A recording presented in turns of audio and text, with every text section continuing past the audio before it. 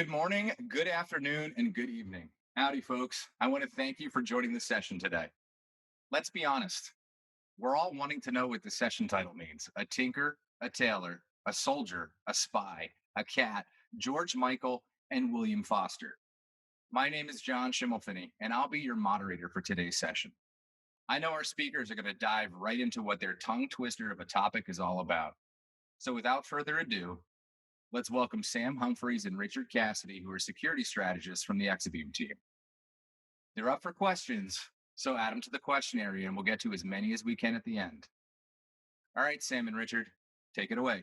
So I hands up, I take full responsibility for the title. I'm sure Richard read it initially and was like, what are you talking about, Sam? As have many of you, but you'll find out. So we're excited to be here. So we'll talk about a tinker, a tailor, a soldier, a spy, a cat, George Michael, and William Foster, and possibly some other references as we go.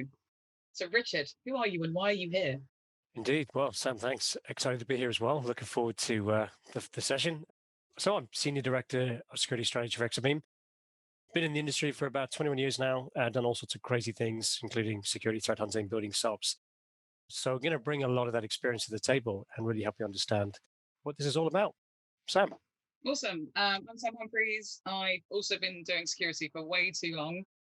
And yeah, in many different guises, worked with a lot of companies, helping them kind of figure out their strategy, help them recover from problems that they've had. So excited to share some of the things we've learned, and hopefully that you all enjoy this and take something useful away from it. And indeed, promises were made, and we're going to take you on one exciting, interesting, and hopefully educational journey of what we really mean by context as it relates to insider risk management. Starting off with some very interesting stories, and then really talking about kind of how to frame the picture, what it's all about, and how you evolve your strategies to finally get to a point where you're actually making sense of what's going on in your organization. Sam? So Rachel Adam, who is VP of Corporate Marketing and Brand, threw down this gauntlet a little while ago on Twitter. So I hate to disappoint people. Rachel, I've got you. These things will happen. There was also talk of mixed memes. So let's see how we go with that. Rachel, this is for you. And also for the person who replied to the thread asking for both together. This may not be the first or last time that you see something Hamilton or indeed Star Wars related, in addition to the William Foster, George Michael, and a cat, and various other guises. Okay, first topic, Goblet of Fire, or indeed Goblet of maybe Sam gets fired live at an event. Let's hope that doesn't happen. So this sentence on its own could be seen, I would argue, as potentially not safe for work, depending on how your brain works. However, taken in context, this is from a children's book, specifically Goblet of Fire, Harry Potter and the Goblet of Fire by J.K. Rowling. And if you see here in context, of course, we're talking about a wand. But the purpose here really is just to show you that one piece of information on its own can lead you down a very different path to actually really where it was meant to go. So we're going to talk about context a lot through this because it absolutely matters.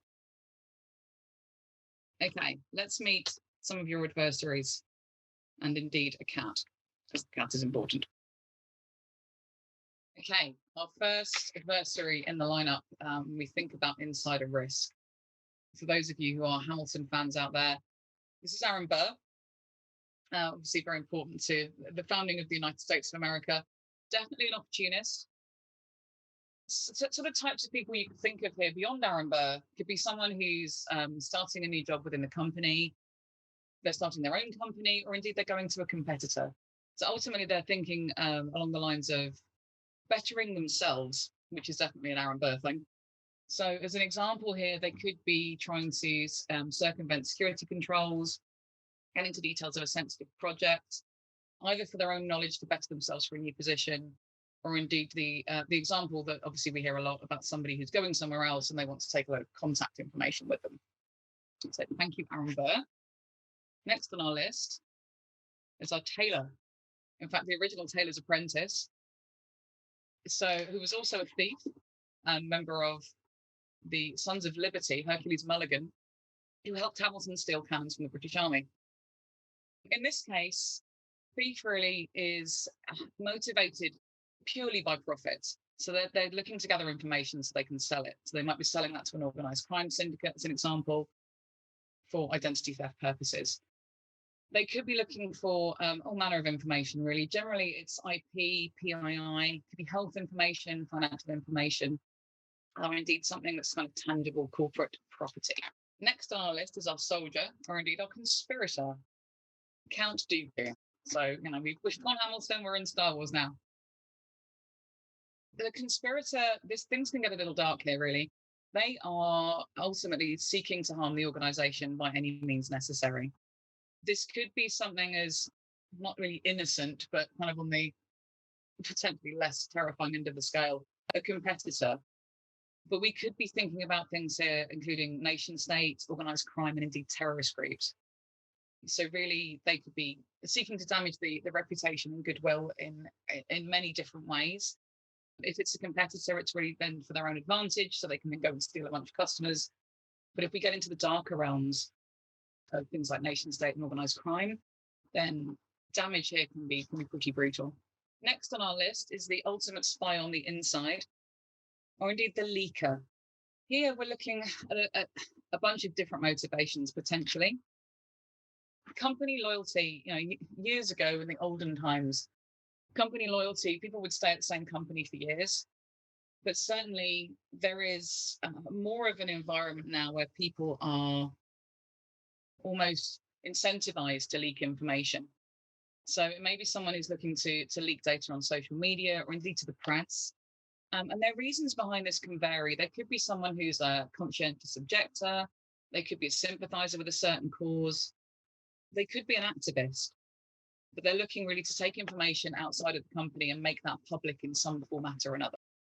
Next on our list, Mr. George Michael, the careless whisperer. Definitely never going to dance again, not the way he danced with you. Definitely got guilty feet, suffering a bit with rhythm. Whilst George Michael, God rest his soul, was certainly an interesting character. I've used him more as a meme here than actually as an example. So let's actually go to see what George is really about. George is probably one of the most common reasons for insider threats. So this is the careless employee. It can go beyond careless in some respects. Accidental, arguably, is still careless, but this isn't somebody who's necessarily gone out to harm you on purpose. This is somebody who maybe security isn't top of mind for them. They could just be distracted. If we think about the current working from home environment that many of us are still in, it's very easy to get distracted and do things that you wouldn't normally do. Reckless does fall under this behavior, negligent more likely. And a good example here is, something that's very, very common is someone who will click on a phishing scam, and then ultimately open the doors to your organization and to an insider that you really don't want in there. Finally on our list, Mr. William Foster. So if you've ever seen the movie Falling Down, you may see William Foster having possibly the worst day ever. In fact, he was fired as part of his worst day ever, and things go downhill from there. With the disgruntled employee, there could be a whole bunch of triggers that can turn them into an insider threat or risk to your environment. It could be something that they're having just unmet expectations within the organization. It could be they've, as the example here, they've been denied a promotion and they've chosen to retaliate. There's a lot of risk around this at the moment, especially in organizations. If you are in the unfortunate situation of furloughing or making people redundant and people are put at risk, this is certainly something that you should be worried about. But it can also be something outside of work as well. It could be a life event that's happened. And many, and without going down too many stories of life events that could impact somebody's work attitude. Lots of reasons why a disgruntled employee could think, you know what, I'm going to take this out on my organization because I am not having the best time right now. The smart people would have thought, what about the cat? Well, the cat is important, without question, because you're thinking, why is there a robot? This is the Curiosity rover that was on Mars, still on Mars. The curious employee is something that I wouldn't say necessarily as an insider from the offset, but someone who can become an insider almost through no fault of their own. Poking around, maybe they've gone to a shared drive completely innocently. Or for those of you still using SharePoint, sorry, but people do that, I hear.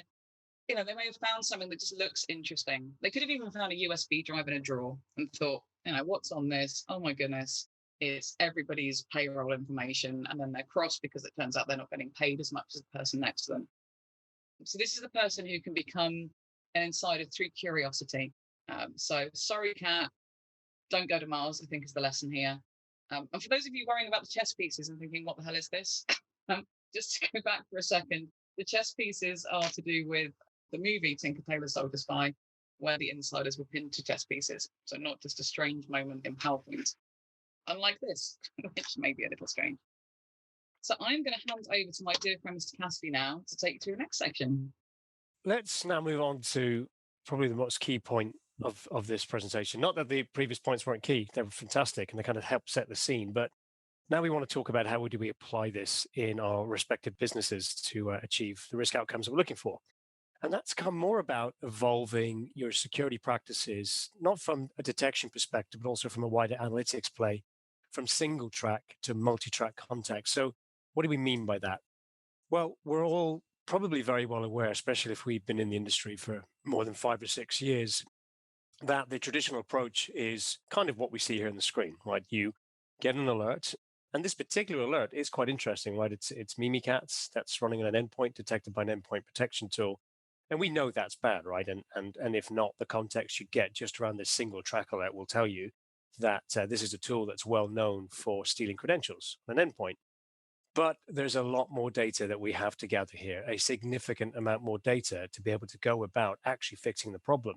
Because the point of entry to how this tool even got to the endpoint may not well be just this endpoint. It could be far more systemic than that.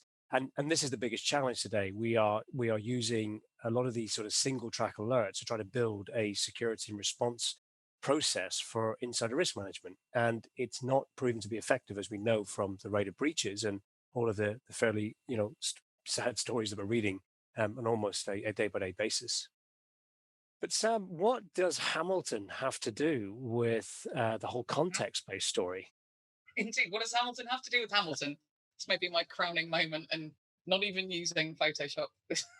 But I'm so happy with the slide. Sorry, just to be happy on my own for a moment. So here's the thing: we focus on abnormal a lot in security. It's very common. We're looking for those nuances, but normal is so important. Now we see two Hamiltons here. We see Hamilton wearing Hamilton's jacket on the right, but that is not the right context here for Mr. Hamilton, Mr. Lewis Hamilton. He's definitely not Alexander Hamilton. There's a few years difference. But some things here can look very similar, but then there is something that is out of the ordinary. And we have a really good example coming up to show you why normal matters, and it really does. You have to understand both to be able to make decent decisions. If we think about money, and here's Mr. Hamilton again, but it's on the dollar bill.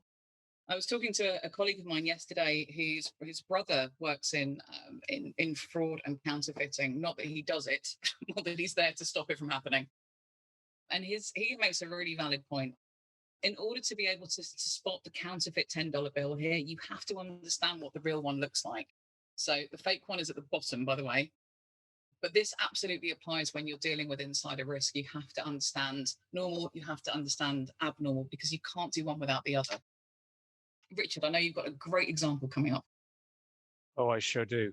Let's bring in our first character of this wonderful slide that's going to build out. So welcome, Super George.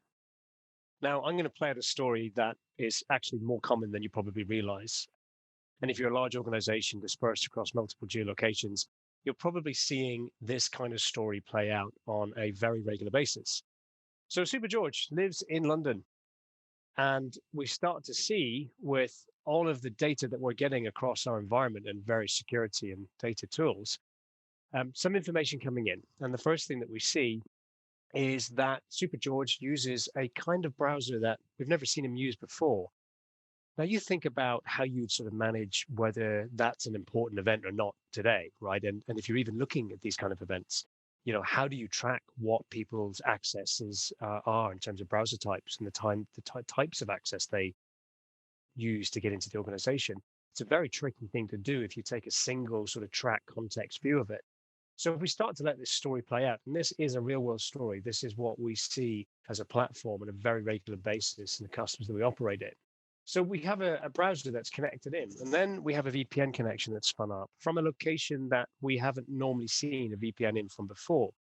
And again, if you take that single track view of this data when you're looking at VPN logs, if you're looking at them at all, how do you start to discern or even differentiate between what is a connection from an abnormal location versus normal? And if you just look at that in geolocation, that's one aspect. There's more. There's the time of day, the kind of transfers of data over that VPN. Who are the users or the user? There's many, many more questions you have to add to this. And then if we think about expanding that story out, even if SuperGeorge does come in via VPN using a very different browser, and starts accessing applications or running processes and services that doesn't normally attribute to this user's usual behavior patterns, then we start to build out a picture, even at this stage, that we have a situation that requires much further investigation. And depending on how sort of mature and sort of well established your organization is in terms of SOC capability, you may be able to escalate this to higher tier teams. But if we play it out even further, now that we have Super George behaving very suspiciously, accessing lots of different assets that he would normally not access. So now we're at a point where we start to suspect that this may not actually be Super George whatsoever.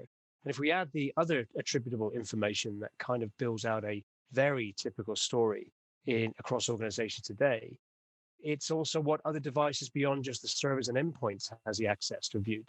So this is what we kind of call the IoT sort of challenge. And this is probably one of the bigger challenges now that we're starting to see rise in the security industry, because a lot of vendors that develop the IoT devices themselves may not follow the best coding security practices out there because it's all about kind of mass market and sort of consumer consumption economics. So security tends to be an afterthought for a lot of these vendors. And I'm not saying that's the case across the entire board, but certainly with IoT, it's a bigger challenge than it would be in traditional kind of device-based security. So you start to add all these things together, and then let's go back to our original alert that we saw. So now we have this Mimikatz alert fire in the endpoint, but we've got this entire multi-track context story that's built out beforehand that not just gives us the user that is attributed to the particular event that's occurred, but also their entire journey, their entire day in the life of that got to the point where this alert was triggered. So now as a security team, as an incident response team, as a risk management team, you have essentially a blueprint of how to respond to this effectively and which points in that sort of cyber security kill chain that you're going to have to start focusing your efforts reasonably quickly. And this obviously is the importance of multi-track context in security. It allows you to essentially augment your decision-making process, which is what this really is all about at the end of the day, so that you start to build and implement and enact a more efficient insider risk program. Let's say we've got all these data points. We now understand how to build this multi-track context in. But where do we go next, right? Because in the industry is still running a fairly manual process in a lot of areas in terms of the security response and investigation processes. And that's not scalable. We know that, right? Cyber criminals, nation state groups, and now the lines are kind of becoming blurred between the two, are automating at a rate of knots. So where does automation not make sense? Well, in organizations where we think about what we can automate, what we shouldn't, well, it all starts with, do you have legacy IT systems? Do you actually know what data you have, where it sits, what you're protecting, and who you're protecting it from? If you've not sort of really got a handle on these questions, it can be very difficult to automate effectively. And there are some tasks as well that if you automate and get it wrong, it could cause a great deal of more significant issues. So there's a lot of things you have to watch out for with automation. And SOAR is not the answer to all problems because you can't take the human element out of every insider risk challenge. Now, there are some industries where automation is very difficult to apply.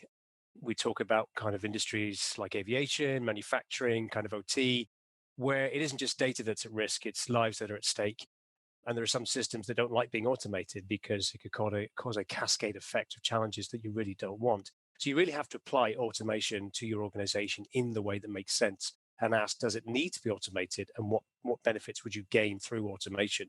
So it's a key question to ask, although it may seem simple, organizations tend not to. Now, when we talk about where automation makes sense, well, that's certainly one of the biggest things that we see challenging organizations today. And I've got to say, the biggest automation success stories will be found in connecting the dots in your investigation triage stage. They are typically the most time-consuming part of any major incident investigation and any breach management program. Now, what we have to be careful of in automation as well is the way that we do it. We've got to think about the new distributed working environment. How do we automate when we think about users now existing outside the corporate wall? So threat intelligence information, automating how we gather that and use it is very important. But we've got to be careful with things like sandboxing, for instance. Do we really want to fire every file to a sandbox and have hashes uploaded?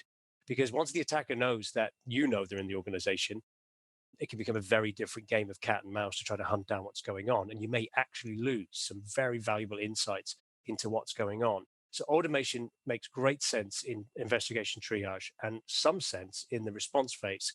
But you have to make sure your processes are very well oiled and defined and validated. And that's the key point. Who's validating your processes to make sure they remain effective for your insider risk program? So our dear friend Steve Moore gave a brilliant quote yesterday, and he said the outcome of automation should not be worse than the attack. And that is so true. I know coming up in one of the tracks later on, Chris, who has publicly said worked on the Aramco Shamin attacks a while ago. That was a great example, or a terrible example, probably, of the attackers knowing that the investigators were onto them and then wreaking absolute havoc. So it can get very nasty very quickly. We have some takeaways for you. 3 things and then a call to action as well, because I know this has been a quick session. So if you remember 3 things, context is important. It will help you drive effective and efficient decision support. Normal matters. It's as important as abnormal. And this came from one of our customers, and I love this quote. Automate only what you know and only what is mature enough to be automated. Thank you, my friend Retnieto at Fenza. So your call to action is this. We will send you this as part of the follow-ups. And we've got a great white paper. It's not sales pitchy at all. It's co-authored with a gentleman called Sean M. Thompson Esquire, and talks a lot about the things that we've covered. You'll see some of the personas in there. You'll see some of the advice. It goes way beyond the threat. It's really talking about insider risk management. So please take the time to have a read through that. Final thoughts. Rachel Adam, again, this one goes out to you and indeed all other Star Wars and Hamilton aficionados out there that also love and care about insider risk.